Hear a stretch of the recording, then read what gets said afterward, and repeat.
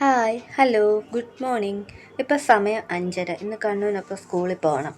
കണ്ണൂന് സ്കൂളിൽ കൊണ്ടുപോകാനുള്ളത് തയ്യാറാക്കാമെന്ന് വിചാരിച്ചു. റൈസും ഇഡ്ഡലിയും കൊടുത്തു വിടണം. അപ്പം റൈസ് നമുക്ക് തയ്യാറാക്കാം. ഇഡ്ഡലിക്കുള്ള മാവ് നേരത്തെ അരച്ച് ഫ്രിഡ്ജിലിരിപ്പുണ്ട്, അത് വെളിയിലെടുത്ത് വെക്കണം. അപ്പം ആദ്യം അരിക്കുള്ള വെള്ളം അങ്ങ് വെച്ച് അതവിടെ തിളയ്ക്കുന്ന സമയം കൊണ്ട് കണ്ണൂനുള്ളത് തയ്യാറാക്കാമെന്ന് കരുതി. അരിക്കുള്ള വെള്ളം തിളച്ച് അതിലോട്ട് അരി ഇട്ടിട്ട് തെർമലിലോട്ട് എടുത്ത് വെച്ചു. എന്നിട്ട് ബാക്കി ഇഡ്ഡലി ഉണ്ടാക്കാം. കുറച്ച് ഇഡ്ഡലിക്കുള്ള മാവേ ഉള്ളൂ, കണ്ണൂന് കൊടുത്തു വിടാനുള്ളതുണ്ട്. ബാക്കി എല്ലാവർക്കും ചപ്പാത്തി ഉണ്ടാക്കാമെന്ന് വിചാരിച്ചു. ഇന്നലെ വൈകിട്ട് വെച്ച മീൻകറിയും ഇരിപ്പുണ്ട്, അതും ഒന്ന് തിളപ്പിക്കണം. അപ്പോൾ ചപ്പാത്തിയും മീൻകറിയും ബ്രേക്ക്ഫാസ്റ്റ് ആക്കാമെന്ന് കരുതി. പുറത്ത് നല്ല മഴയുണ്ട്, എന്നാൽ പിന്നെ കുറച്ച് കാപ്പി കുടിച്ചേക്കാം. അങ്ങനെ കാപ്പിയും ചായയും ഒന്നും എനിക്ക് നിർബന്ധമില്ല, തോന്നിയാൽ മാത്രം. എന്തായാലും മഴയല്ലേ, കുടിച്ചേക്കാം. മീൻകറി തിളച്ച് വന്നിട്ടുണ്ട്, അതൊന്ന് മാറ്റി വെച്ചിട്ട് ലഞ്ചിനുള്ള കറി എന്തെങ്കിലും ഉണ്ടാക്കാം. അതിന് തൈര് ഇരിപ്പുണ്ട്, അപ്പോൾ പിന്നെ പുളിശ്ശേരി തന്നെ ഉണ്ടാക്കാം. വെള്ളരിക്ക പുളിശ്ശേരി. ആദ്യം വെള്ളരിക്ക അരിഞ്ഞ് എടുക്കാം. ഞാനിവിടെ പുളിശ്ശേരി മൺകലത്തിലാണ് വെക്കുന്നത്. അപ്പം പുളിശ്ശേരിക്കുള്ള വെള്ളരിക്കയും പച്ചമുളകും ഒക്കെ എടുത്ത് അടുപ്പിലോട്ട് വെക്കാം.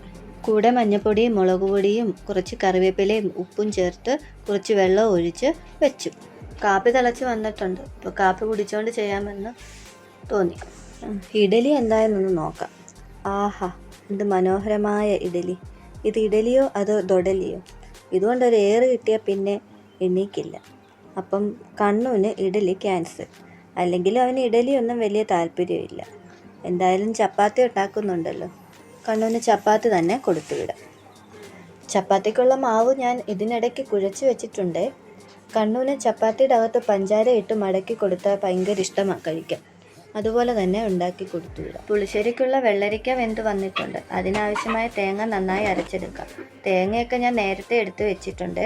കൂടെ തൈരും ചേർത്ത് കൊടുക്കാം. അതിന് ജീരകവും ഉലുവാപ്പൊടിയും ചേർത്ത്. പുളിശ്ശേരി ഇവിടെ റെഡി ആയിട്ടുണ്ട്, ബാക്കി ഇനി വന്നിട്ട് ചെയ്യാം. കടുക് വറക്കാനുണ്ട്. ഇനിയും കണ്ണൂനെ വിട്ടിട്ട് വന്നിട്ട് ബാക്കി ചെയ്യാം. അങ്ങനെ കണ്ണൂനെ സ്കൂളിലാക്കി തിരിച്ചു വരുന്ന വഴിക്ക് നല്ല ഫ്രഷ് മീൻ ഇരിക്കുന്നു. എന്നാൽ പിന്നെ വറക്കാൻ എന്തെങ്കിലും മേടിക്കാമെന്ന് വിചാരിച്ചു. അങ്ങനെ ഞങ്ങൾ കുറച്ച് കിളിമീനും കൊഞ്ചിനെയും മേടിച്ചു. അപ്പം ഇന്ന് കിളിമീൻ മാത്രം എടുക്കാമെന്ന് വിചാരിച്ചു, കൊഞ്ചിനെ മാറ്റി വെച്ചു. കിളിമീനെ വെട്ടി വരിഞ്ഞ് മസാലയൊക്കെ ചേർത്ത് ഫ്രിഡ്ജിലോട്ട് എടുത്ത് വെച്ചു. അരമണിക്കൂർ അവിടെ റെസ്റ്റ് ചെയ്യട്ടെ. മുളക് പൊടി, മഞ്ഞൾപ്പൊടി, കുരുമുളക് പൊടി, ഉപ്പ്, ഇഞ്ചി വെളുത്തുള്ളി പേസ്റ്റ് ഇവയെല്ലാം കൂടെ ചേർത്ത് പുരട്ടി മാറ്റി വെക്കാം. അങ്ങനെ മീൻ അവിടെ ഇരിക്കട്ടെ. ഇനി ഒരു അവിയലും കോവയ്ക്ക മെഴുക്കുരട്ടിയും തയ്യാറാക്കാം. അവിയലിനുള്ളതെല്ലാം അരിഞ്ഞു വെച്ചിട്ടുണ്ട്, അത് കുക്കറിലേക്ക് മാറ്റാം. ഒരു വിസിൽ വരുമ്പോൾ തുറന്ന് അരപ്പ് ചേർക്കാം. ആദ്യം കുക്കറിലേക്ക് മഞ്ഞൾപ്പൊടിയും മുളക് പൊടിയും കുറച്ച് ഉപ്പും ചേർത്ത് അടച്ച് ഗ്യാസിൽ വെക്കാം. കുറച്ച് വെള്ളം കൂടെ ചേർത്ത് കൊടുക്കണേ. അതിന് തേങ്ങയും കുറച്ച് ജീരകവും ചുമന്നുള്ളിയും ഒക്കെ ചതച്ച് ചേർക്കാം.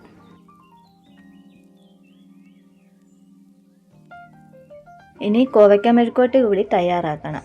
ആദ്യം നമുക്ക് പുളിശ്ശേരിക്ക് കടുക് വറുത്തില്ലല്ലോ, പുളിശ്ശേരിക്കുള്ള കടുക് വറുക്കാം. കടുക് വറുത്ത് ആ പാത്രത്തിലോട്ട് തന്നെ കുറച്ച് എണ്ണ ഒഴിച്ച് നമുക്ക് കോവയ്ക്ക മെഴുക്കുവരട്ടി വെക്കാം. അവിയലിനുള്ളത് വെന്ത് വന്നിട്ടുണ്ട്, ഒരു വിസിൽ കേട്ട് നമുക്ക് ഓഫ് ചെയ്ത് കൊടുക്കാം. കടുക് വറുത്തത് പുളിശ്ശേരിയിലേക്ക് ചേർത്ത് കൊടുക്കാം. അങ്ങനെ പുളിശ്ശേരി റെഡി. ഇപ്പോൾ മെഴുക്കുവരട്ടി അവിടെ ഇരുന്ന് വേകട്ടെ. നമുക്ക് അവിയൽ വെന്തത് വേറൊരു പാത്രത്തിലേക്ക് മാറ്റി അരപ്പും ചേർത്ത് കുറച്ച് വെളിച്ചെണ്ണ ഒഴിച്ച് അടച്ച് വെക്കാം.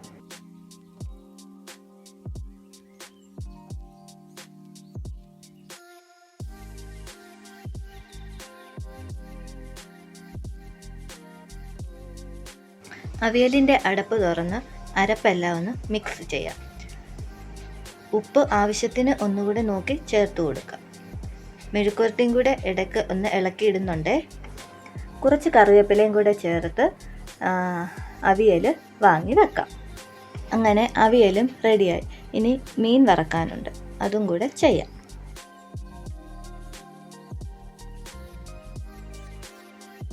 മീൻ വറക്കാൻ ആവശ്യമായ എണ്ണ ഒഴിക്കുക. അത് ചൂടായി വരുമ്പോൾ അതിലേക്ക് കറിവേപ്പില ഇട്ട് അതിൻ്റെ മുകളിലേക്ക് മീൻ പറക്കി വെക്കുക. അപ്പോൾ മീൻ അടിക്ക് പിടിക്കില്ല. മീനൊന്ന് മൂത്ത് വരട്ടെ, നമുക്ക് മെഴുക്കുവരട്ടി ഒന്നും കൂടി ഇളക്കിയിടാം. അങ്ങനെ ലഞ്ചിനുള്ളതെല്ലാം റെഡി ആയിട്ടുണ്ട്. ഇനി കുറച്ച് പാത്രമുണ്ട്, അതും കൂടെ കഴുകി വെക്കാം.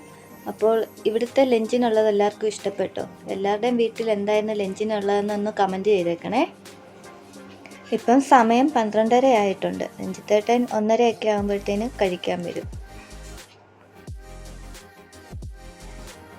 എന്നാൽ പിന്നെ നമുക്കങ്ങ് കഴിച്ചാലോ. മീൻ വറുത്തതും മീൻ കറിയും പുളിശ്ശേരിയും അവിയലും മെഴുക്കുരട്ടിയൊക്കെ കൂട്ടി രഞ്ജിത്തേട്ടൻ എന്നാൽ വിളമ്പി കൊടുക്കട്ടെ, ഞാനും കഴിക്കട്ടെ. അപ്പോൾ ഈ വീഡിയോ ഇഷ്ടപ്പെട്ടെന്ന് വിചാരിക്കുന്നു. ഇഷ്ടപ്പെട്ടാൽ ലൈക്ക് ചെയ്യുക, ഷെയർ ചെയ്യുക, സബ്സ്ക്രൈബ് ചെയ്യുക, കമൻറ്റും ചെയ്യുക.